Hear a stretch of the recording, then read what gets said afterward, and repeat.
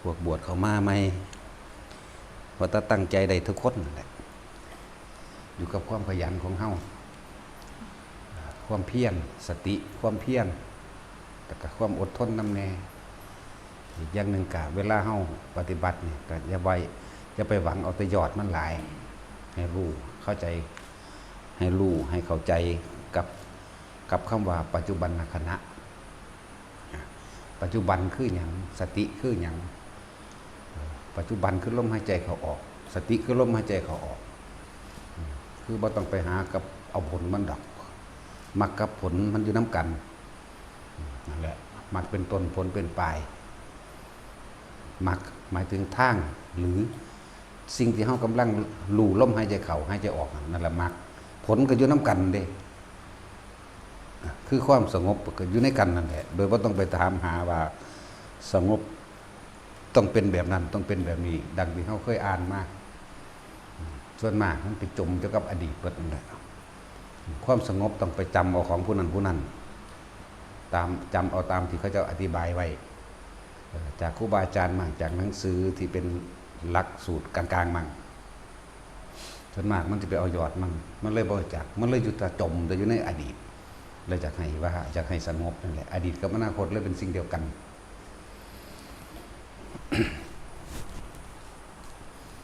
หาเอาแต่ผลมันหลายนั่นคือขอเสียขอที่เฮาบรรลุว่ามันเสียแบบใดเพราะว่าเขาจมแต่ในอดีตก็คือความจำนั่นเองจำความสงบ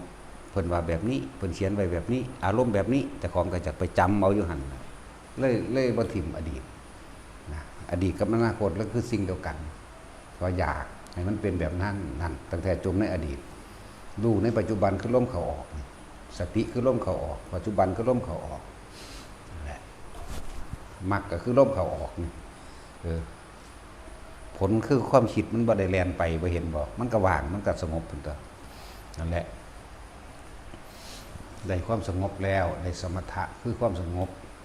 ฌานก็แปลว่าเพ่งในลมหายใจนั่นแหละเพ่งใส่ความรู้สึกนึกคิดของเขาเองอยู่กับลมเข้าลมออกเรียกว่าฌานเมื่อมันตั้งมันดีแล้วก็เลยเอิ้นสมาธิผู้ใดบ่มีฌานผู้นั้นก็บ่มีญาณผู้ใดบ่มีฌานผู้นั้นบ่มีญาณผู้ใดบ่มีญาณหยังก็คือรู้หยังก็รู้แต่ของเองรู้ในลมเข้าลมออกนี่เด้ญาณก็เลยบ่ทันได้แม่นญาณอื่นดอกอย่าเพิ่งไปเว้าเรื่องญาณนั้นญาณนี้นั่นแหละมันบ่รู้สึกโตนั่นแหละถ้าผู้ใดบ่มีสมาธิฌานสมาธิฌานสมาธิแล้วจังสิเกิดวิปัสสนาและญาณแท้ที่จริงแล้วมันตีคู่กันนั่นแหละจักบ่ล่ะสมถะกับวิปัสสนาตีคู่กันเด้อเป็นของคู่กันเลยที่เขาว่าพิจารณาเอาเลยว่ามีทางมีแต่ความฟุ้งซ่านบอกว่าพิจารณาเอาเลยยังว่าใส่ปัญญาเขาว่าใส่ปัญญาเข้าไปมันที่ใส่ได้จังใดในเมื่อบ่ทันได้หูหอดความสงบมาแล้วมันจะไปเห็นความอนิจจังอนัตตาเลยมิตรคิดเอากับคิดเอานั่นแหละใส่ผู้ใดบ่มีฌานผู้นั้นก็บ่มีสมาธิผู้ใดบ่มีสมาธิผู้นั้นก็บ่มีวิปัสสนาแล้วก็บ่มีญาณนั่นแหละเป็นสั้นฉะนั้นเฮาบ่ต้องไปหวังผลหยังกับมันดอกเทศไปเถอะเดี๋ยวมันสิรู้ในตัวเองคนรู้หลักการหลายคนจำหลายส่วนมากนะลงยากสงบยาก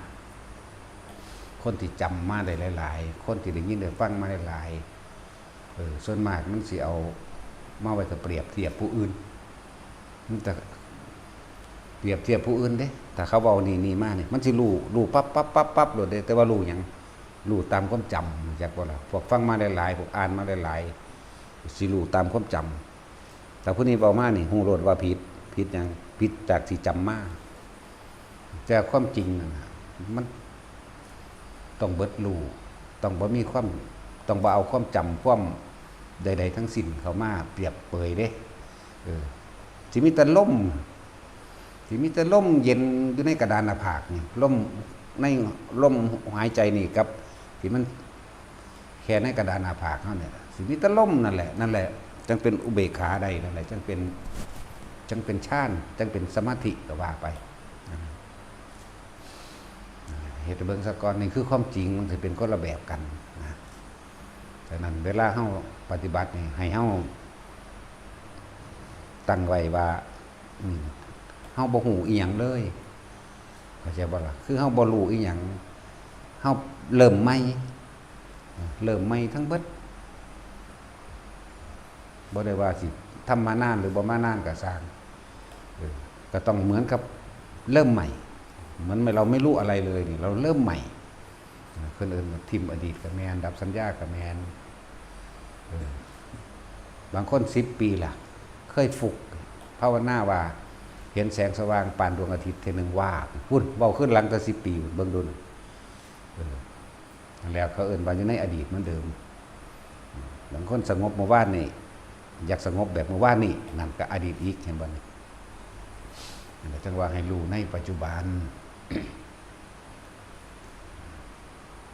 นี่คือเทคนิคของความทำให้เกิดความสงบคือไม่ต้องอยากสงบทำให้เกิดความรู้คือไม่ต้องอยากรู้เหมือนกับเฮาเริ่มต้นใหม่เหมือนคนไม่รู้อะไรเลยโลดสบายอันนั้นสัตว์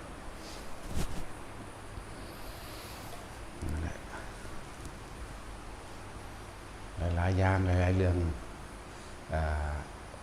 พระรัตวาชะหรือพระเป็นโทษนั่นแหละตามธรรมดาแล้วพระรัตวาชะนี่เราเป็นทาสของเศรษฐีผู้หนึ่งเรามาเลี้ยงงัวเรามีหน้าที่เลี้ยงงัวไถหน้าวานเขาตลอดทั้งเก็บหมักพืชผลของเขามื้อนึงงัวก็10 กว่าโตล่ะมันหายนี่สิเว้าพูดถึงว่าพระพุทธเจ้าบวชให้คนเป็นหนี้อยากว่าพ่อแม่เพิ่นนั่นน่ะเอาเพิ่นมาขายสิว่าขายก็ว่าสิว่าเอามาใส่ดอกก็ว่าพ่อแม่เพิ่นเอามาขายเอามาใส่ดอกนั่นแหละอยู่นานหลายปีเด้อยู่นานหลายปีบ่มีเงินใส่ขึ้นเลยไปยืมเงินเศรษฐีนั่นมาบ่มีเงินใส่ขึ้นก็เลยเอาลูกใหญ่พอใส่การงานได้แล้วก็เอาลูกมาจำไว้แทนจำขายนั่นแหละใส่ดอกก็ว่าอยู่นานไปจนเกิดมีอายุมากขึ้นเมื่อนึงงัวมันหลักหนีไปทางไม้ก็เลยนำติดตามไปหาพอดีเขาไปสู่ป่านั่นพุทธเจ้า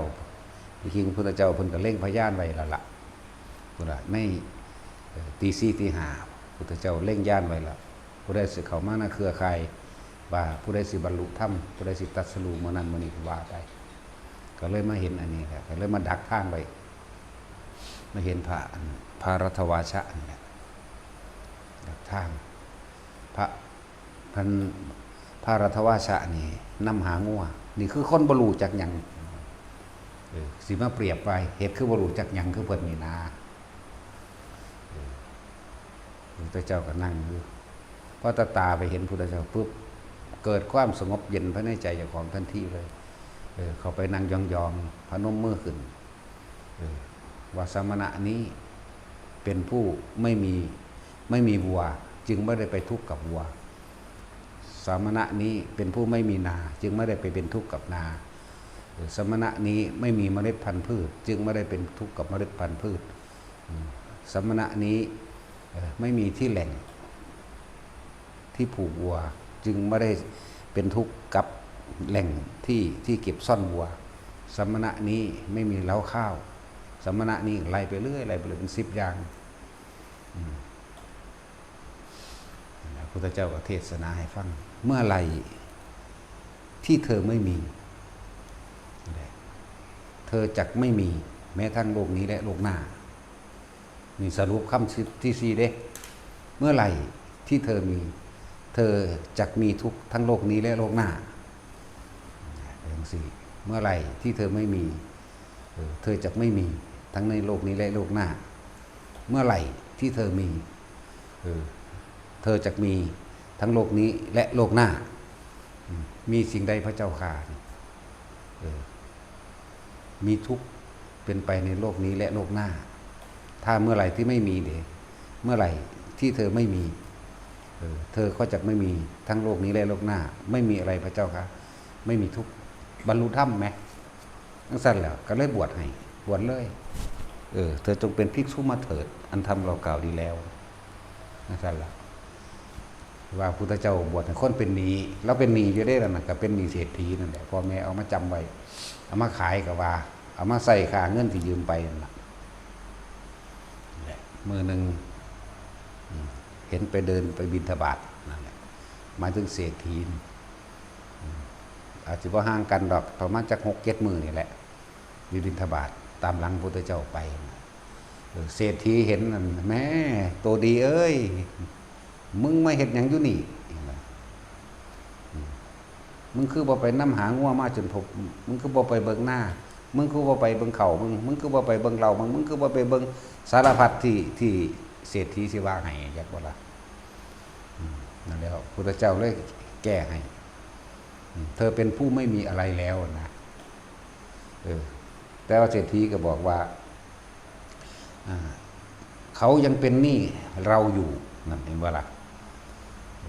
เขายังเป็นหนี้เราอยู่นั่นพระพุทธเจ้าก็เทศไปเรื่องท่านเรื่องศีลเรื่องท่านศีลเรื่องภาวนาเรียกว่าเทศโดยลำดับคืออนุปุพิกถาเศรษฐีนั่นกับบรรลุพระโสดาบันไหมนั่นสั้นแล้วป่านนี้พุทธเจ้าถามว่าเธอจะยังต้องการหนี้กับภารัตวาชะหรือไม่บอกข้าพเจ้านี่จับเป็นหนี้ภารัตวาชะด้วยซ้ำไปเพราะว่าได้นำมาสิ่งได้ภารัตวาชะนี่ได้นำตัวข้าพเจ้าเองนี่มาพบกับสิ่งที่ประเสริฐอันสูงสุดแล้วข้าพเจ้าเป็นหนี้เห็นบ่ล่ะนั่นแหละภารัตวาชะได้ใช้หนี้เธอแล้วได้ว่าพุทธเจ้าก็อาศัยจังหวะนี้ใส่เลยได้ใช้หนี้เธอแล้วนั่นต่อไปทีนี้เธอก็ต้องใช้หนี้ภารัตวาชะคือการใส่บาตรลุกลับตั้งอาสนะหรือทำความศรัทธาได้เกิดขึ้นแล้วบางที่กะนิมนต์ให้ไปสันในบ้านมั่งให้ไปแสดงธรรมมั่งเอาแล้วนี่คือที่มาของการบวชของพระปิณโทษซื้อเก้าคนก็ซื้อว่าอันนี้ซื้อว่าภารัตวาชะอันคำว่าปิณโทนภารัตวาชะอีกอย่างหนึ่งดอกเป็นไปห่อเอาบาทแล้วได้ซื้อไหมห่อเอาบาทเหตุเพราะเหตุที่มีซื้อนี่เพราะว่าอยากน้ำบาทนี่ก็ล่ะคือบิณฑบาตนั่นแหละเป็นผู้เป็นผู้เหาะกูเลยไปว่าเป็นลืมล่ะ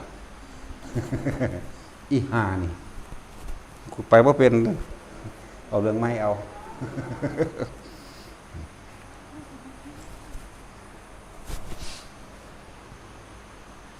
แล้วพวกกันเฮ้าหมู่ภิกษุสงฆ์เมื่อเขามาบวชแล้วก็เฮ้าบ่เป็นผู้บ่มีการงานเฮ้าเป็นผู้บ่มีอาชีพเฮ้าเป็นผู้บ่มีความอยากร่ำอยากรวยอีหยังเมื่อตัดออกจากทางโลกมาแล้วตัดออกจากความตาก็บ่เห็นญาติพี่น้องพ่อแม่ตาก็บ่เห็นหลายๆอย่างในความกังวลหลายอย่างแล้วพยายามตั้งใจเอาในตนเองโลดอยู่กับลมหายใจเจ้าของโลดผู้ใดอยู่กับลมใดมันบ่หนีไปไสหรอกว่าผลของมันยอดของมันก็คือความดับทุกข์อยู่แล้วแต่อยู่กับลมบ่ได้ทุกข์ดับบ่เป็นก็แล้วกันนั่นแหละจึงบอกว่าถ้าอยู่กับลมบ่ได้นะมันมีแต่สิคิดเอาได้คิดเอาเฮาเป็นผู้บ่มีภาระอีหยังแล้วหลายๆคนทุกคนที่เกิดมาที่บ่มีความผิดพลาดเลยบ่มีเด้แต่ดีมันบ่มาเกิดดอกแต่บ่ดีทั้งนั้นแหละมันจังมานั่นแหละจังว่าให้แต่ละคนเฮาก็ผ่านชีวิตผ่านความสุขความทุกข์อีหยังตามอารมณ์ตามความยึดมั่นถือมั่นเฮามาหลายแล้วแหละ แต่ว่าสุดท้ายแล้วก็บ่มีหยังจีรังอย่างยืนจักอย่างนั่นล่ะนี่ต้องผู้เฒ่าๆเพิ่นนั่นล่ะไปก็เลยแกชราเพิ่นแล้วแหละเฮาสิมีชีวิตอีกยาวนานปานใดเดี๋ยวก็ตายเบิดล่ะมันสิเหลือแต่รูปถ่ายไว้แต่ว่าในรูปถ่ายนั้นก็มีอายุบ่ยืนคือกันเด้จักว่าล่ะถือว่าหลวงพ่อนี่ตายปุ๊บเขาก็สิจำว่าโอ้หลวงพ่ออันนี้มันสิพอ10 ปีบ่ล่ะเขาสิลืมเข้าใจว่าล่ะเป็นแบบนั้นเด้นั่นแหละว่าบ่มีหยังจีรังอย่างยืนจักอันดอกแต่ว่าสิ่งที่เฮาทบทวนขึ้นหลังเบิ่งเด้อระหว่างความดีหรือสิ่งที่เป็นประโยชน์ต่อโลกเฮาเคยทำขึ้นอีหยังจักอันจักอย่างหรือยังตั้งแต่เฮาเกิดมานี่มีแต่ความเห็นแก่ตัวมีแต่ความเห็นแก่ตัวพวกคนอีสานบ้านนอกบ้านหน้าเฮานี่ก็ทำมาหากินหาปูหาปลาใส่เบ็ดใส่หม้องขุดจีโปมขัวหอยไปกินไปไต่แม่งกินนู่นมาขวกินไปใส่เบ็ดกบใส่เบ็ดปลาไปมีแต่กินผู้อื่นมาตลอดบางที่ก็ลักเอาแม่ก็มีหลวงพ่อนี่ก็ลักคือกันบ่แม่นบ่เคยลักนั่นแหละมีแต่ความผิดอย่างบ่นี้ต้นไม้ต่างๆเฮาก็บ่เคยได้ปลูกไว้จักเทื่อเฮาก็อยากได้ต้นใดเฮาที่ว่ามันบ่มีเจ้าของแม้นมีเจ้าของก็ลักเด้หากบ่แม่นแนวใหญ่ๆดอกแต่มันอยู่ที่เขาลักต้นไม้ใหญ่บ่ได้ลักได้ดอกลักเอาเพราะน้อยๆดอกอาจจะเป็นไม้ไผ่น้อยๆสิลักนั่นแหละมีตั้งแต่เห็นแก่ตัวเห็นแก่ใดเห็นแก่กินเห็นแก่อยู่เฉพาะตนนั่นแหละแม่งสั้นประเภทฆ่าสัตว์นี่เป็นที่หนึ่งฆ่าปูฆ่าปลาแม่งกินนู่นหลายคืออย่างนี้พวกผู้ยิ่งก็สิเป็นกบเป็นเฉียดเป็นปลาขอนเป็นหวกพวกผู้ยิ่งก็ดีแล้วเฮาไล่เบิ่งย้อนหลังเบิ่งก็เลยว่าเฮามีแต่ความเห็นแก่ตัวฆ่าผู้อื่นมาบำรุงบำเรอกิเลสตัณหาเจ้าของถ้าหาอยู่หากินก็เพราะปานใดดอกหมายถึงว่าหากินเพราะได้เลี้ยงชีวิตไปสืบวันๆนี่ก็บ่ปานใดแต่ว่าไอ้หาขายนี่ตัวนี้มันเกิดกลายเป็นมาบำรุงเลี้ยงกิเลสตัณหาเจ้าของแล้วบางที่ขายได้หลายก็ซื้อเหล้าก็มีเอาไปเฮ็ดแนวอื่นที่มันผิดยิ่งกว่านั้นก็มีอย่างนี้นะก็เรียกว่ามันอยากหนักแน่อยู่พวกอันหาขายหรือว่าใส่ชีวิตผู้อื่นมาสนองตัณหาตนเองสำคัญแหละขาเป็ดขาไก่มื้อนี้ไล่เบิ่งเด้อแต่ละคนบัดนี้เฮาเวลาเฮาไปซอยเหลือคนสิเฮาซอยด้วยความบริสุทธิ์ใจโดยบ่หวังสิ่งใดตอบแทนบ่นี่แหละจังว่าไล่เบิ่งชีวิตเจ้าของเองตามความเป็นจริงอย่าตัวเจ้าของตัวบ่ได้ดอกตะกี้เฮาบ่รู้บัดนี้เฮามาได้ยินได้ฟังธรรมแล้วว่าระวังบุญกับบาปอันใดมากกว่ากันบุญคือความสงบเย็นสงบก็คือบ่มีเรื่องกังวลร้อนกระวนกระวายต่างๆบุญอันเกิดจากการให้ทานตอนนี้เอาเรื่องทานของกับหมู่ภิกษุสงฆ์ซะก่อนเวลาทานแล้วขอนั่นขอนี่อยากได้นั่นอยากได้นี่อยากเป็นนั่นอยากเป็นนี่อันนี้บ่เอิ้นบุญทำสิ่งหนึ่งเพื่อแลกให้สิ่งหนึ่งเอาของน้อยไปแลกของมากใส่ซอง10 บาท100สาธุผู้ขาถือลอตเตอรี่รางวัลที่1มั่งแจ็คพอตมั่งบางที่ก็ขอความร่ำความรวยขอสุขภาพขอผู้ขาจะมีโรคจะมีภัยเด้อบุญรักษาเทวดาคุ้มครองบางที่ก็ขอให้ผู้อื่นพ่อให้ลูกเต้าเล่าหลานให้พ่อให้แม่ให้หลายอย่างเรื่องขอเรื่องอื่นนี่บ่ทันได้เอิ้นบุญแม้นการสิให้ทานในการช่วยเหลือบุคคลอื่นก็สร้างบัดนี้ให้ทานแบบให้คนอื่นที่บ่แม่นพระสงฆ์ก็สร้างเวลาซอยเหลือเขาไปแล้วก็ไปท่วงบุญคุณจากการซอยเขานี่ล่ะคุณเอ้ยอันนั้นอันนี้นี่บ่ทันได้เป็นบุญถ้าบุญอันเกิดจากการให้ทานบุญอันเกิดจากการช่วยเหลือผู้อื่นโดยไม่หวังสิ่งใดตอบแทนก็คือจังสิเรียกเอิ้นว่าบุญก็เลยเกิดกลายเป็นความสงบภายในใจของเฮาคือบ่คิดนึกในความอยากได้ดีมีเป็นเย็นก็หมายถึงว่าบ่มีความรู้สึกที่เร่าร้อนกระวนกระวายเอิ้นว่าบุญคือความสงบเย็น อย่างสั่นไล่เบิ่งมันตั้งเกิดมาเนี่ยแต่ละคนเคยให้ท่านโดยบ่ขอจังสิเป็นบุญขึ้นมานิดหน่อยเห็นบ่นี่อย่างสั่นตัวซอยเหลือผู้อื่นเวลาเขาเฮ็ดผิดใจคนที่เฮาเคยซอยกัน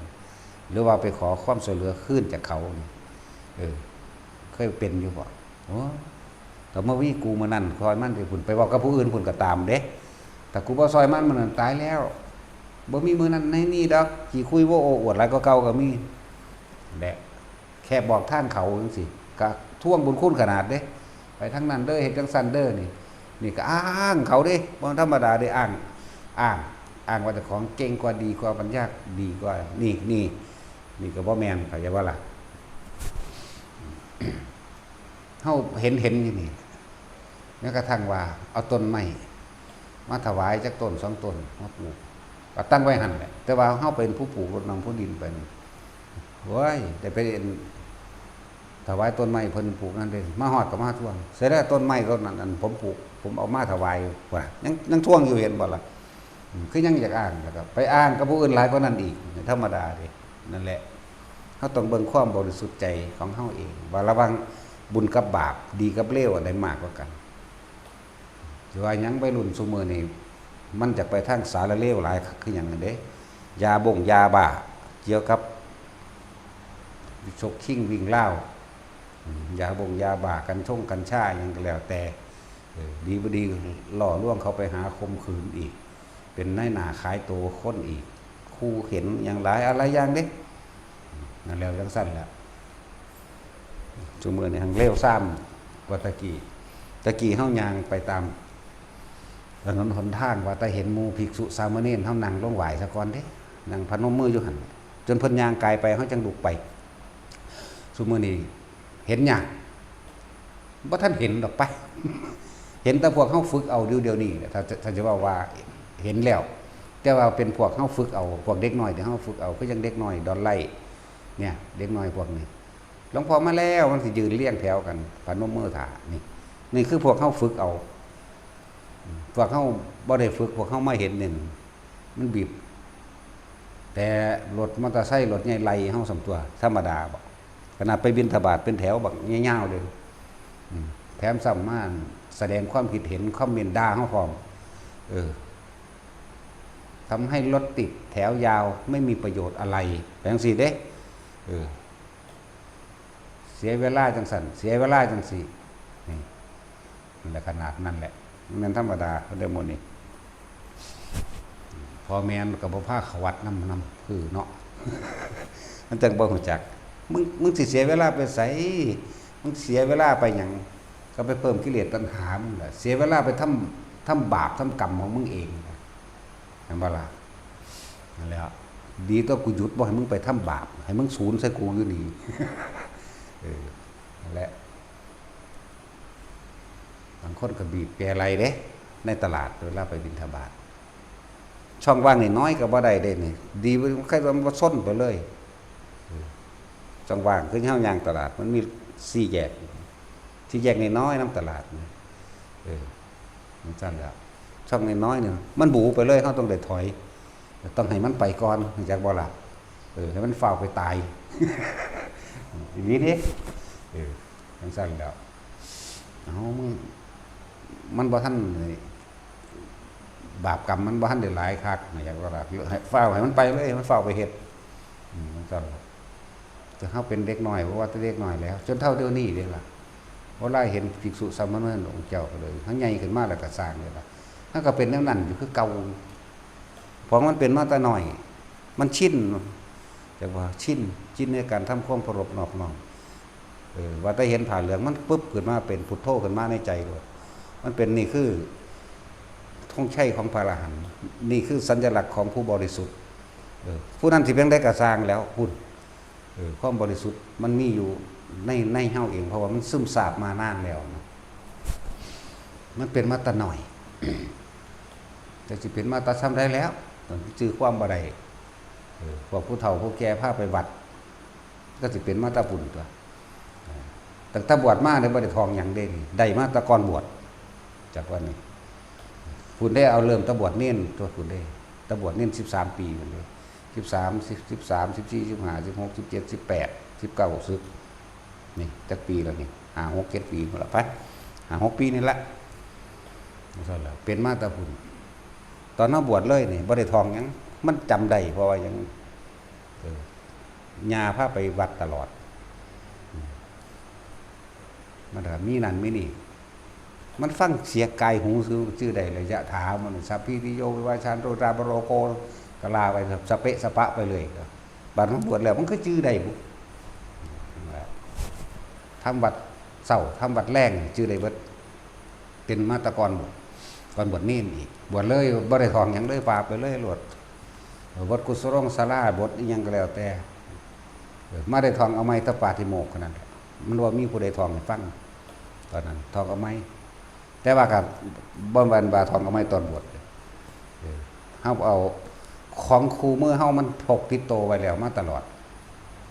ตั้งแต่จากเน้นมาพุ่นล่ะวิสุทธิมรรคกับพิธรรม7นี่คือเป็นของครูมาเลยมันบ่เล่มใหญ่แต่หนังสือตะกี้มันบ่ได้ดีปานนี้เด้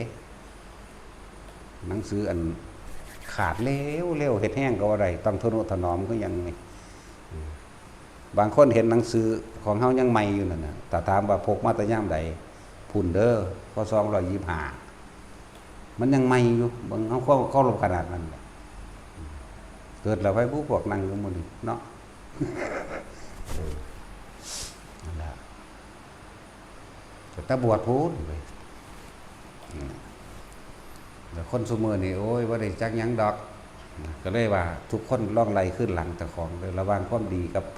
ความเลวของเจ้าของอะไรมันมากกว่ากันแล้วเฮามีโอกาสทำความดีขึ้นแก่โลกขึ้นแก่สังคมทุกๆอย่างเฮาขึ้นแบบใดบวชเข้ามาแล้วนี่ขึ้นแบบใดปราศจากการฆ่าสัตว์ทุกชนิดทั้งมนุษย์และอมนุษย์นี่เห็นบ่บ่ว่าสิสัตว์เดรัจฉานบ่ว่าสิคนก็ปราศจากการเบียดเบียนคนแล้วก็จะเบิ่นปราศจากการลักเบิดทุกอย่างนี่ลักทั้งของมนุษย์และอมนุษย์ทรัพย์สมบัติของคนและทรัพย์สมบัติของสัตว์เรียกว่าทรัพย์สมบัติของสัตว์หั่งมิมหั่งเพิ่นนั่นเด้อเฮือนมันเด้นั่นน่ะลูกมันเด้นั่นเนี่ยเอาเปรียบเทียบง่ายๆนี่เห็นบ่นี่จังซี่แล้วหั่งมดแดงไข่มดแดงไปแง่มันอยู่หั่นบ้านมันละอันนั้นจังซี่แล้วปราศจากการกระทำตามชอบใจข่มขืนใจจะข่มบังคับใจเจ้าของได้คือข้อที่3คำว่ากาเมนี่บ่แม่นว่าต้องสิไปผิดลูกผิดเมียผู้ใดเด้อาจจะบ่ล่ะคำว่ากาเมยินดีพอใจในรูปในรสได้กินในเสียงวันนี้เฮาก็ฮู้ข้อวัดในตนเองเฮาก็ข่มใจของตัวเองว่าเนี่ยเพิ่นจังให้สำรวมอินทรีย์ตาหูจมูกลิ้นกายเฮาเองบัดนี้สำรวมตาสำรวมหูเพื่อบ่ให้มันไปถึงความเคยชินนั่นแหละคำว่ากามีสุมิชฌาจาราเนี่ยบ่ได้แปลว่าจะไปผิดลูกผิดเบี้ยไผเด้นี่กันแล้วบังคับทั้งใจไว้แล้วแต่บังคับทั้งใจไว้แล้วกายและวาจามันก็บ่ไปแล้วก็มุสาวาทาดิไม่โกหกทำให้ผู้ใดผู้หนึ่งเสียชีวิตและทรัพย์สินตลอดทั้งคนและสัตว์ทั้งมนุษย์และอมนุษย์พร้อมเป็นยังคือบอกสอนทั้งมนุษย์และอมนุษย์แล้วก็ไม่แยกว่าทั้งคนและสัตว์อีกเพราะว่ามันมีแต่ว่าคนคือคนหญิงและชายอันนี้สัตว์ก็หมายถึงสัตว์เดรัจฉานว่าตัวมันไปเสียชีวิตทรัพย์สินสัตว์เดรัจฉานจากวันก็เอาตัวหมาตัวง่วงตัวควายก็ตัวใดเด้มันซื้อจากว่าละวันนี้มนุษย์อีกประเภทหนึ่งก็มีเด้เนี่ยว่านาคบางชนิดรักษาทรัพย์สมบัติบางอย่างยักษ์หรือเปรตหรือพุ่มเจ้าที่ต่างๆหรือลูกะเทวดาหรือพุ่มเทวดาบางบทที่เข้านี่ก็บ่ไปเทติตัวเขาอันบ่นี่แหละจังเว้าแยกเว้าละเอียดปานนี้แล้วก็สุรามีระยะนี่แสดงว่าทัดขาดออกแล้วจากเครื่องดองของมึนเมาทุกชนิดบ่แม่นคำว่าสุราเมรัยบ่แม่นสิกินแตะน้ำกินแตะเหล้าเลยยาบ้ามันก็เป็นของมึนเมาอันใดก็ช่างที่ทำให้ขาดสติเสียสติ ด้วยการดื่มเป็นดุจดั่งน้ำเมาด้วยการดมกลิ่นสูดเข้าไปโดยควันแล้วเทศให้เสียสติผิดอันใดมันบ่เสียสติมันบ่ได้ผิดดอกสูบซ่าจังสิเสียบ่สั่นโดยสูดเข้าไปโดยควันบ่สั่นสูดแล้วก็ย่านตัวบัดนี้หัวถ้าหอดน้ำหัวถ้ามีเตงต่างมันก็ย่านหลอนตัวเรื่องสั่นล่ะเมาเราหังคักแล้วพอจากหายก็หายพอจากหัวก็หัวอีกพอจากว่าก็ภัยจากล้วนล่ามภัยก็ล้วนล่ามเด้นั่นแหละอันคำว่าเสียสตินี่นักก็มูบ่มีความยั้งคิดบ่มีความหักห้ามตัวเองได้นั่นแหละจังว่าเฮาสละออกมาแล้วในสิ่งเหล่านี้หมายถึงผู้ภิกษุสงฆ์ทั้งหลายนี่มันเลยเป็นมหาทานอันยิ่งใหญ่มหาทานได้อันนี้การไม่ฆ่าการไม่ลักการไม่ประพฤติผิดตามอำเภอใจเจ้าของเหมือนเดิมคือประพฤติผิดในการไม่โกหกทำให้ผู้ใดผู้หนึ่งเสียชีวิตทรัพย์สินตลอดทั้งคนละสัตว์และมนุษย์และอมนุษย์แล้วก็สุราเมรยะนี่การบ่ดื่มพวกดองคนมากเพื่อเกิดความเสียสติสินี่เลื่อนว่ามหาทานอันใหญ่แล้วสำหรับหมู่ภิกษุสงฆ์ก็ดีเทียบเบิ้งเป็นเทียบขึ้นหลังข่ากูกะข่าลักกูกะลักประพฤติผิดทั้งบังคับข่มขืนใจผู้อื่นก็มีจักว่าล่ะโกหกให้ผู้อื่นเสียชีวิตและทรัพย์สินก็มีเคยหลอกสัตว์หรอก็ยังตัวมาให้ตกน้ำเฮาเฮ็ดหลุมพรางไว้เฮ็ดเป็นของสนุกสนานให้ห้างหลอกสัตว์ต่างๆให้ไปติดกับดักนี่แหละความละเอียดละออของธรรมเป็นแบบนี้เดี๋ยวสุราเมรยะนี่ผู้ใดเคยกินเคยเมาขึ้นของเป็นโรคแบบนี้แล้วก็ชักชวนผู้อื่นไปพร้อมธรรมดามันเสียสาระออกหมดแล้วซึ่งบอกว่าตั้งใจเฮ็ดเอาแต่เฉพาะเจ้าของโลดแต่เฮาสิทำขึ้นแก้โรคแบบใดมีขึ้นโดยสินหาก็ขึ้นแล้วเป็นมหาทานอันใหญ่ต่อมาทำขึ้นแก้โรคได้เมื่อเฮาฝึกหัดปฏิบัติธรรมแก้เฮาเองนำสิ่งที่ประเสริฐที่เฮาหูธรรมเห็นธรรมเห็นตามความเป็นจริงในสภาวะปรากฏการณ์หลายอันหลายอย่างบ่ว่าสิเห็นสิ่งลึกลับยังก็แล้วแต่พ่อได้นำมาเป็นคติเตือนใจเพื่อให้เกิดความเล่าใจเพื่อให้เกิดความศรัทธาเพื่อให้เกิดความเห็นตามความเป็นจริงมั่งเห็นผิดเห็นถูกก็ว่านั่นแหละแล้วก็สิขึ้นไปอีกอย่างหนึ่งคนที่ตั้งใจบวชเรียกว่าเป็นผู้มีศรัทธาบวชแล้วได้สืบทอดต่อพระธรรมคำสอนของพระพุทธเจ้าเป็นมหากุศลอันใหญ่แล้วจากบัดนี้ว่าการสืบทอดพุทธศาสนาสืบทอดธรรมคำสอนก็ต้องอาศัยบุคคลนี่เด้แล้วศาสนาก็เติบโตและเจริญได้กับอาศัยบุคคลจึงเรียกว่าศาสนาบุคคลเหมือนพระพุทธเจ้าเฮานั่นแหละ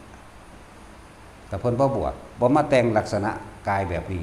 ไผสิไปฟังไผสิไปเสืออันใดสิเป็นเครื่องโดดเด่นขึ้นมาได้อันใดสิเป็นเครื่องเฮ็ดให้เกิดความเล่าใจหรือสะดุดตาจะต้องแบบนี้นะและเป็นคติตัวอย่างนะสั่นพระพุทธเจ้าผู้เดียวนำคนเข้าสู่พระนิพพานประมาณบ่ได้แล้วนับบ่ได้ตัวเฮาเองอันเป็นสากยะบุตรเดินตามเป็นสาวกเป็นผู้เดินตามเฮาก็นำสิ่งที่เฮาฝึกหัดปฏิบัติตนเองนำออกมาแม่นบางองค์เพิ่นบ่บอกบ่สอนโดยอุปนิสัยเพิ่นเป็นคนเงียบๆแต่ว่าโดยรูปลักษณ์ภายนอกก็ทรงสาวกผู้คล้องผ่ากาสาวพัดอันนี้เป็นผู้มีกิริยามารยาทเรียบร้อยความศรัทธามันก็เกิดขึ้นคนก็จะไปเห็นการพบเห็นคบหาสมณะเป็นมงคลอันสูงสุดอันหนึ่งอยู่แล้วแม่นบ่เทศแม่นบ่ปากยังกระสางมันสิมาเอาเองมันสิเป็นเอาเองดอกแนวมันเอาไปมากก็เลยได้ปากเลยเว้าก็มีเว้าน้อยเหล่านี้เว้าน้อยเหล่านี้ก็มีแล้วก็ได้เห็นแล้วก็เกิดความสงบเย็นตาเย็นใจตัวเห็นบ่ล่ะจังซั่นแล้วนะบ่เทศบ่ยังก็ดีตาอย่างแล้วก็เป็นตัวอย่างเป็นแบบอย่างอีกแบบหนึ่ง มันพระสันตกายก็บ่ได้บรรลุหยังที่แรกก็ดีเป็นคนเงียบๆเป็นคนบ่ปากแต่ว่าเวลาเพิ่นนั่งเที่ยงเทลี่รถนั่งตรงเป๊ะเดินเยื่องกลายก็เป็นดุจดังว่าช้างย่างก็เลยบิณฑบาตเขาออกว่าสิเหยียดแขนคู่แขนหรือว่าสิมองไปในทางข้างหน้าสายตาก็จ้องอยู่แค่ปลายจมูกลงไปสิข้ามถนนหนทางเดินเหลือเบิ่งนิดนึงแล้วก็กำหนดไปงามปานพระอรหันต์คนเข้าใจว่าเพิ่นเป็นพระอรหันต์คนก็ศรัทธาบักหลายหมดแล้วแต่เพิ่นเพาะบ่มตาหูจมูกลิ้นกายเพิ่นดีแล้วแต่ความคิดของเพิ่นยังคิดอยากได้เมียอยู่ยังคิดอย่างนั้นนี่มื้อนึงพระเจ้าเล็งเห็นอุปนิสัยเพิ่นนี่ให้เนื้อยะนิดหน่อยก็สามารถอาจจะบรรลุได้แล้วภายในอาทิตย์นึงจะฟ้ามหากษัตริย์ตลอดทั้งเศรษฐีและประชาชน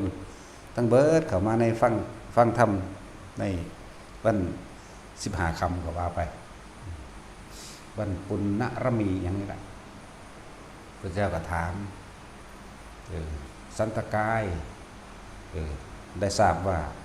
หมู่มหาชนทั้งหลายผู้เคารพนับถือผู้เข้ามาศรัทธาได้กล่าวว่าเธอได้เป็นผู้พ้นแห่งทุกข์หรือยังหรือเขาว่าบอกภาษาเขาว่าง่ายๆว่าเขาว่าเธอเป็นพระอรหันต์ใช่ไหมนะบอกภาษาเขาว่าเธอนั่นเป็นพระอรหันต์แม่นบ่ซั่นคนกระหมูบลงเลิศแล้วโอ้ยนั่นเป็นความเขาว่าแต่ว่าในความคิดของข้าน้อยนี่เต็มไปด้วยกองกิเลสตัณหาอยู่เขาว่าว่ากิริยามารยาทของเธองามงดงามเดินย่างไกลดุจดังพญาช้างเหลือบซ้ายแลขวาแล้วค่อยๆไปและการนั่งของเธอก็เที่ยงตรงเป็นคนนิ่งผมก็เว้าไปนั่นแหละบอกโอ้ยอย่าบ่เป็นจังซั่นพระเจ้าข่ากิเลสตัณหายังเต็มหัวอยู่ยังอยากได้เมียอยู่อีนั่นก็งามอีนี่ก็งามอยู่ซะนี่เพิ่นสารภาพเพิ่นบ่เพิ่นสอนไปในโตนเพิ่นสิเรียกว่าประจานต่อหน้าคนเด้ทั้งที่เพิ่นบ่ได้มีความผิดอีหยังดอกแต่เพิ่นฮู้อุปนิสัยแล้วสมควรสิยกผู้นี้นั่นแหละหลังจากนั้นมาเพิ่นเกิดความละอายในตนเองเขาว่ากูเป็นพระอรหันต์เพิ่นเลยไปปฏิบัติเลยเป็นอีหลีบัดนี้แต่ว่าเป็นพระอรหันต์แล้วบ่ได้คือเก่าแปลกประหลาดเว้าดูจักว่าล่ะเปลี่ยนพฤติกรรมใหม่อีกนั่นแหละมันก็มีที่เรื่องของเพิ่นมีที่ไปที่มาอยู่ว่าสมัยยังก็ตอนที่กูดีหาว่ากูบ้าตอนที่กูบ้าหาว่ากูดีบอกภาษาเฮาเด้อจากว่านี่ตอนที่กูดีหาว่ากูบ้าเพิ่นบรรลุแล้วเพิ่นเทศอยากว่าล่ะตอนที่กูบ้าหมายถึงเพิ่นทำท่าเอาหาว่ากูดีอยากว่าเพิ่นเป็นผู้สงบเสงี่ยมทั้งปากทั้งกายทั้งวาจาเห็นบ่ล่ะตอนนั้นตอนเพิ่นบ่ทันได้รู้บรรลุธรรมบรรลุอรหันต์นั่นน่ะผู้ใดก็เข้าใจว่าโอ้ยพระองค์นั้นดีพระองค์นั้นเป็นพระอรหันต์นะถ้าผู้ใดจะทำบุญนำแบบนั้นโอ้ยว่าไปนั่นแหละตอนที่กูบ้าหาว่ากูดีนั่นแหละคือความหมายของเพิ่นทำท่าเอาอย่างว่านี่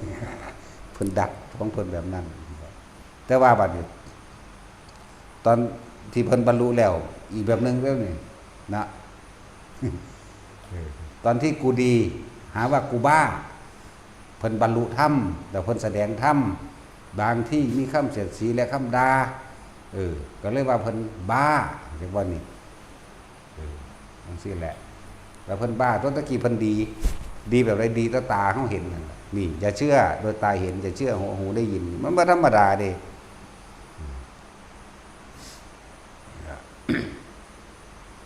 แต่พระองค์ได้เรียบร้อยเว้ามวนคุณโยมจังซี่คนเข้าหารถแถมสั่นไปจบปทนั่นจบมหาจบบาเลียนอีกเนาะบาเลียนแน่พระคู่พระขี่แน่จังซี่เนาะแล้วก็เฮ็ดอันเว้ามวนขายของขังเคิงนั่นแหละเห็นบ่นะว่าเขาดีเด้คนส่วนมากคือวางซั่นเด้ ออนั่นมันเป็นบ้าก็ไปหาว่ามันดีอย่าว่าล่ะเออแต่ผู้คนดีเว้ยเวกวากแต่ว่าสร้างประโยชน์แก่สังคมประชาชนว่าเขาบ้าบัดนี้เป็นว่าล่ะบงเบงฝากไปเลยบอกไปเลยแล้วมันคนละเรื่องกันล่ะบ่จังซั่นแล้วทุกมื้อก็เห็นตัวเนาะจบปรริญญานั่นบาเรียนนี่ปอท่อนั่นพระคู่พระเทพพระเถิบยังไปเด้พระถ้ำพระเทิมไปแลนเป็นบ้าไปต้องเขาได้บัดนี้เขาเว้าอีหยังขึ้นโอ้ยปลื้มหลายแต่ก็บ่จักฮอดเขาตัวเอาเงินนั่นแหละตอนเป็นบ้าเนาะแต่ผู้เพิ่นดีเพิ่นเป้งเบงบางๆไปเลยบ่ได้สนใจหยังมีแต่สร้างประโยชน์แก่สังคมสร้างประโยชน์สร้างโรงพยาบาลสร้างโรงเรียนบริจาคของนั่นนี่ซอยเหลือคนตกทุกข์ได้ยากว่าเพิ่นเป็นบ้าแต่จังซั่นว่าเพิ่นบ่ม่วนเนาะจังซั่นตัวอะไรบ่พูดถึงเปรียบเทียบพระสันตกายตอนเพิ่นบ่ท่านได้บรรลุหยังนั่นจักว่าล่ะเรียบร้อยก็ไปใส่ยศให้เพิ่นว่าเพิ่นเป็นผู้มีความสงบเสงี่ยมเป็นที่เล่าขานกล่าวลือไปว่าเพิ่นเป็นพระอรหันต์ย่างกะงาม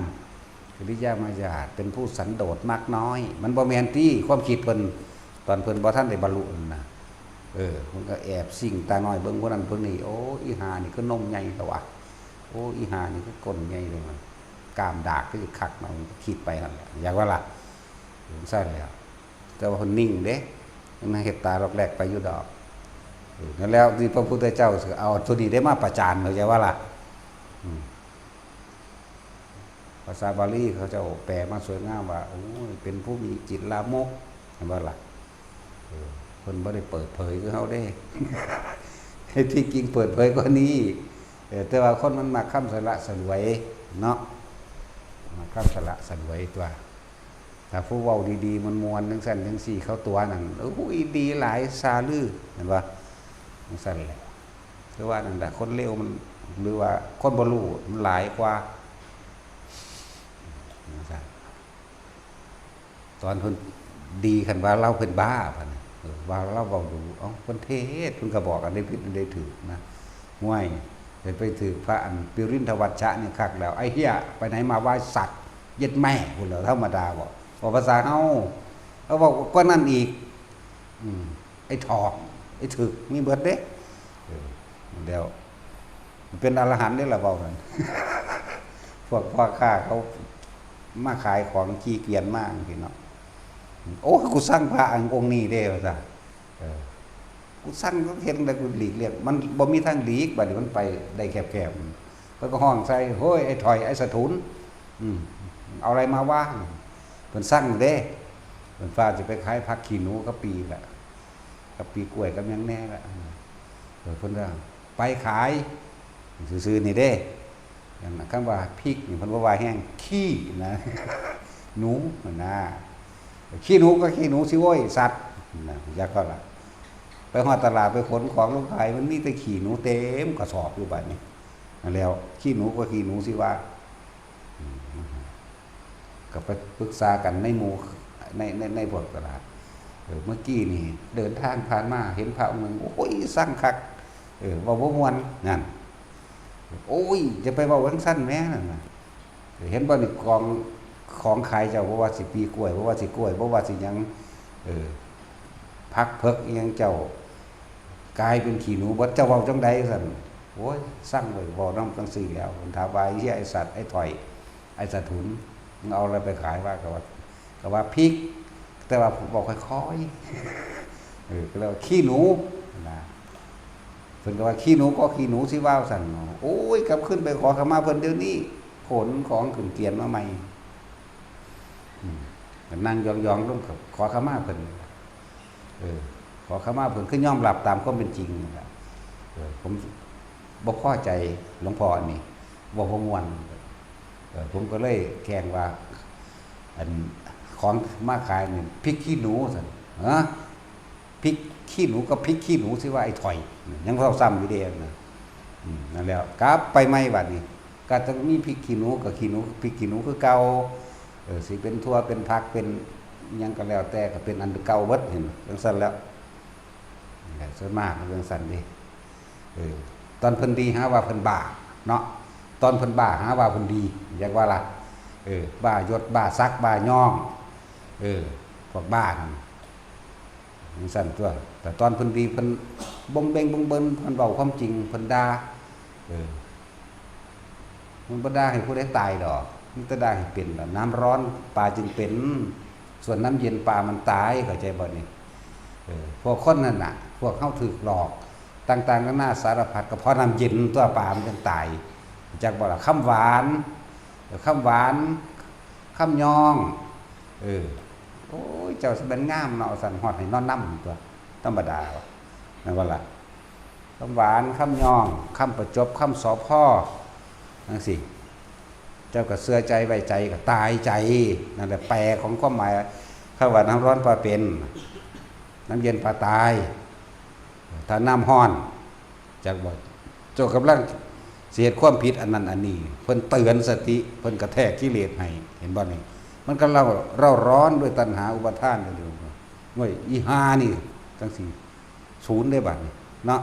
แต่ว่าเตือนสติเนาะเพิ่นบ่ได้ด่ากูนะอันนั้นนี่โอ้กูก็เป็นจังซั่นจังซี่มันก็เป็นนั่นตัวถ้าน้ำร้อนกับปลาเป็นเพิ่นเอาแนวนั่นแหละ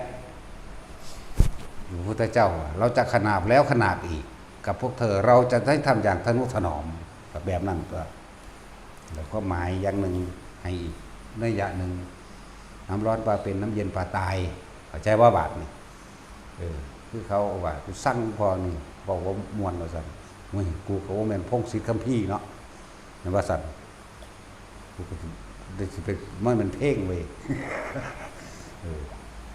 เขาหังเว้านักเด้อเนาะสั่งก็กินขี้ทังนี่กูเบิ่งก่อนเนาะแต่เครียดก็กินขี้ดังแต่สั่งกับผูกคอตายดอกมันผู้ใดสั่งบ่ล่ะผูกคอตายเขียนต้นไม้บอกความเด้ถ่ายรูปไว้นำให้คนถ่ายไว้ให้สั่นแล้วมีผู้แทรกเข้ามาเด้ถ้าเขาตายจริงๆเป็นปาราชิกแล้วตายแมงเบิ่นโลกกันลองเบิ่งบ่ว่าเนาะสั่งเบิ่นโลกกันเอาซะแม่จังสั่นตานั่นแหละเขาก็ฟังเอาแต่แนวมันเฮ็ดให้เจ้าของเห็นความจริงได้ล่ะฟังเอาแต่ความที่ศูนย์นั่นแหละจังบ่ได้เงินได้งอได้แค่ไผได้บัดนี้ศูนย์กวงยั่วได้กูเว้ามึงเลียดหัวออกแตกปากแตกดังออกเลียดออกหูออกหัวพุ่นเนาะนั่นแหละความหมายของน้ำร้อนปลาเป็นทุกคนมาเพราะว่าน้ำร้อนส่วนมากนี่จากบ่อนนี่ทุกคนที่มาฟังธรรมอยู่ดิตะกี้เขาก็อยู่ตะเฮานึงเด้ล่ะเขาบ่ได้ว่าอีหยังเด้เนาะมาเพราะว่าน้ำร้อนหยังร้อนก็วนก็ไหวไฟคือราคะคือความยินดีพอใจต่างๆแต่อกหักผิดหวังเพราะบ่ได้ดังใจเจ้าของเองเกิดไฟคือโทสะบ่มีหม่องระงับดับเห็นบ่ล่ะไฟคือโมหะคือความลุ่มหลงในตนเองหลวงพ่อนี่เว้าด่าเอากล้าเข้าฟังไปฟังมามันแม่นของเพิ่นเด้นี่กูว่าได้บาดนี่โอ้เฮ็ดจังได๋สิได้มาได้เห็นเนาะว่าเด้กูอยากมาถึงด่าต่อหน้าเด้เด้บาดนี่บางคนก็ตั้งคำถามมานั่นแหละมาด้วยความรุ่มร้อนจักว่าแค่เขาบริเวณวัดเฮาใน16กิโลเย็นหมดแล้วจักว่านั่นแหละน้ำร้อนปลาเป็นกราบเข้ามาฮอดมาเห็นหน้าหลวงพ่อมีแต่ให้เว้าหยังก็บ่ได้จังซี่ตัวให้อยู่หั่นเป็นชั่วโมงก็บ่เที่ยวใหม่มาใหม่ยังเว้าบ่ได้อีกเที่ยวที่3จังเว้าได้ธรรมดาบ่มันเข้าไปสำนึกสำเนียกมันเข้าไปสำรวมมันเข้าไปคือมันเข้าไปเห็นความจริงของเจ้าของมันเลยเกิดความอัดอั้นตื่นตันใจอย่างวันนี้แล้วน้ำร้อนปลาเป็นข้อไปบอกบ่มีไผย่องกูรักกูก็ย่องกับของตัวเองก็ว่าเนาะย่องกับสร้างเด้เนาะ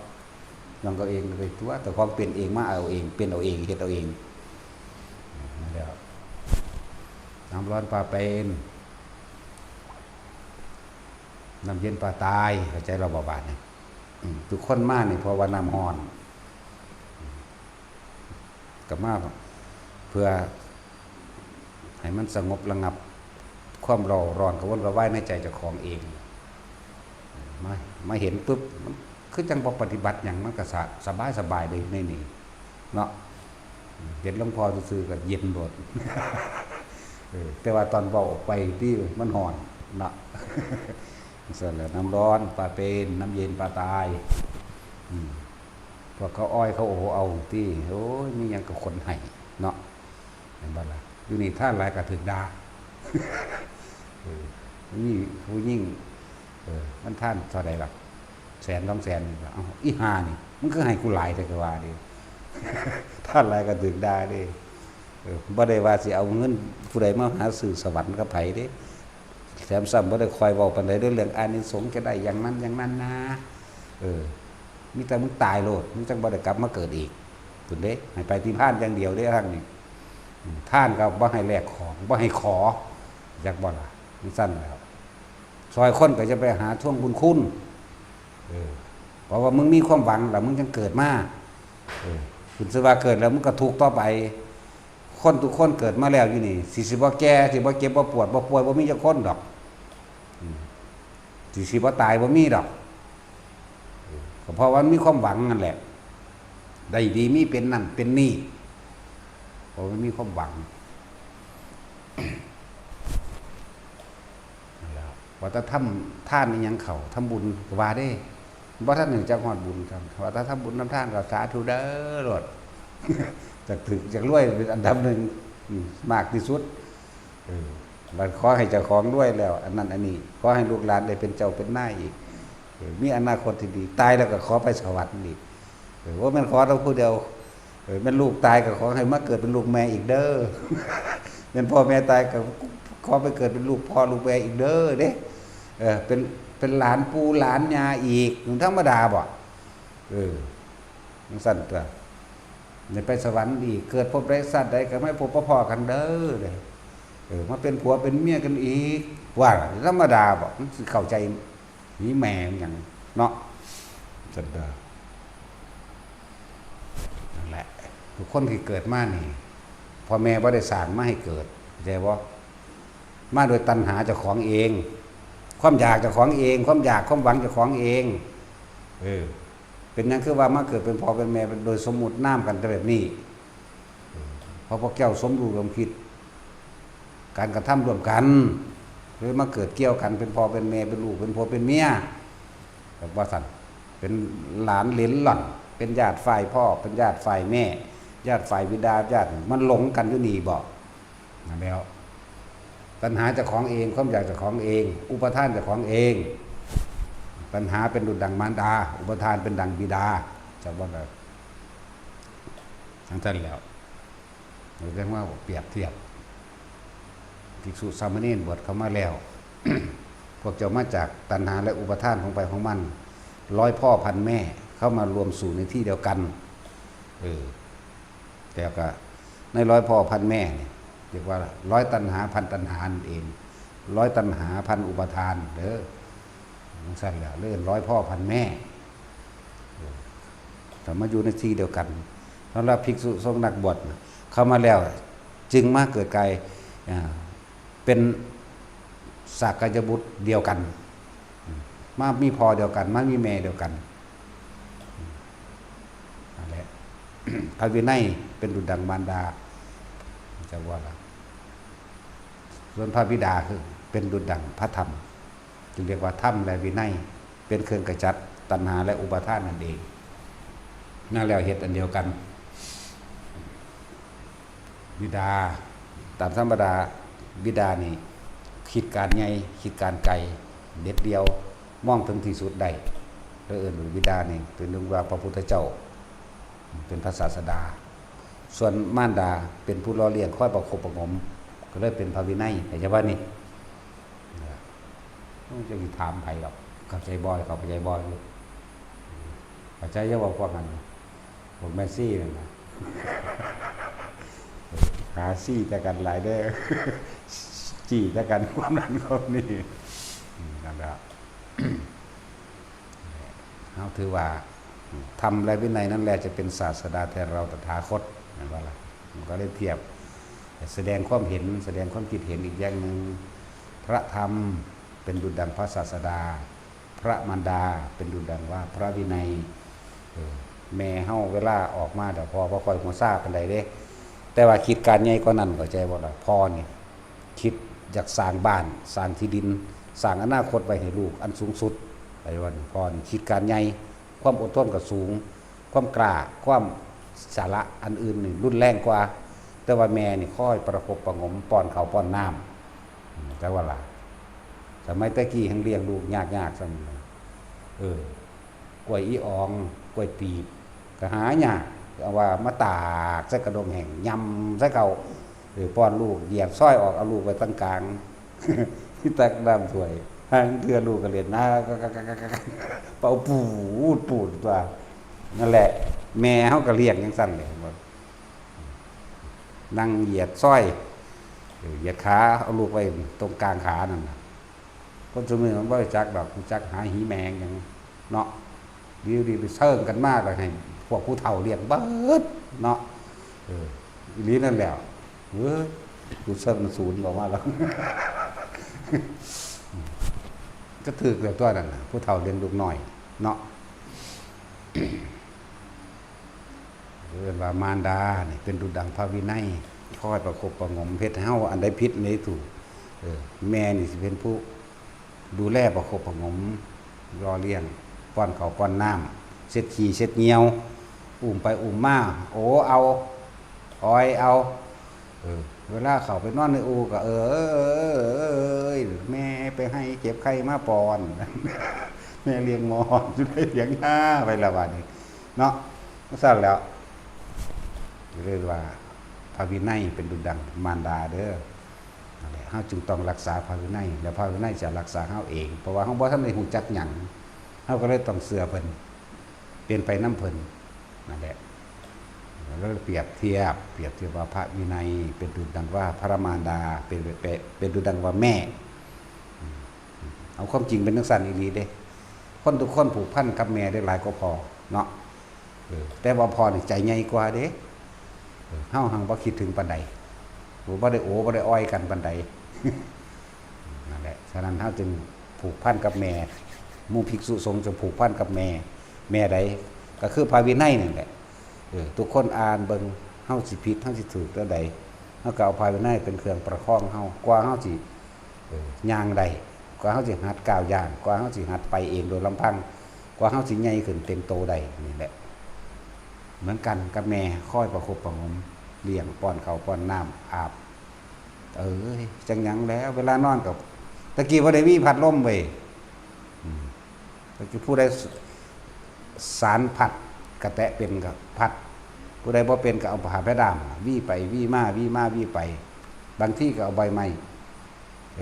ใบสะเดาเป็นงาสะเดาคนโบราณต้องอิสระต้นสะเดานี่ผลิตออกซิเจนจากวันหลายกว่าหมู่ได้หลายกว่าต้นไม้อย่างอื่นต้นสะเดาคนเป็นลมจังซี่เขาจะเอาผัดสะเดายี่ออกวันนี้กินในจักน้อยก็ผัดไก่ๆนั่นแล้วช่วงนี้พากันไปหาปั๊มที่เบิดมันแสบปานนี่เนาะ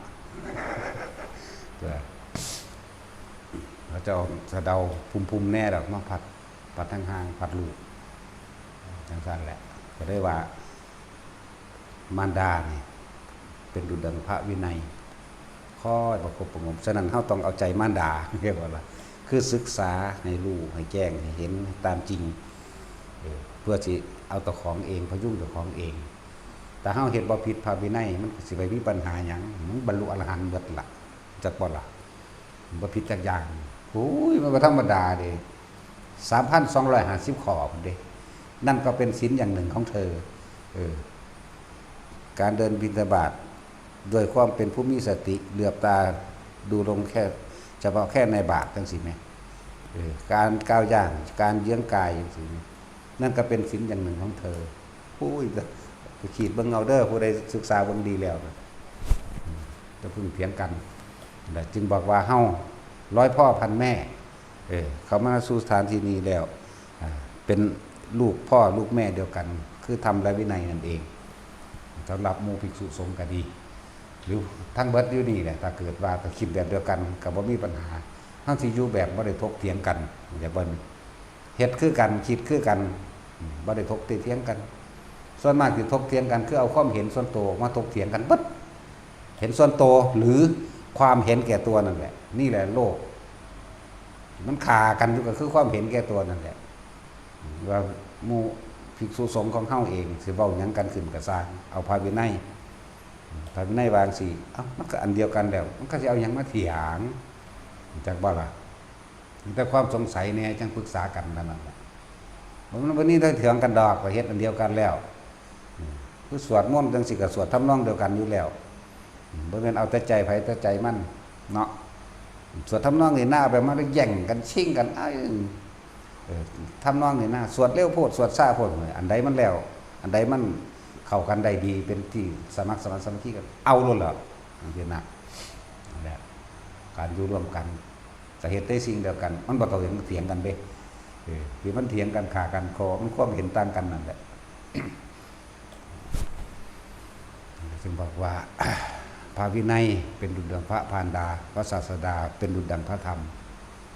จุดหมายเดียวสำหรับพุทธเจ้านิพพานอาจจะว่านี่ส่วนการประคับประคองตัวเองก็คือพระวินัยนั่นเองว่าให้ทุกคนศึกษาเรื่องนี้เด้อ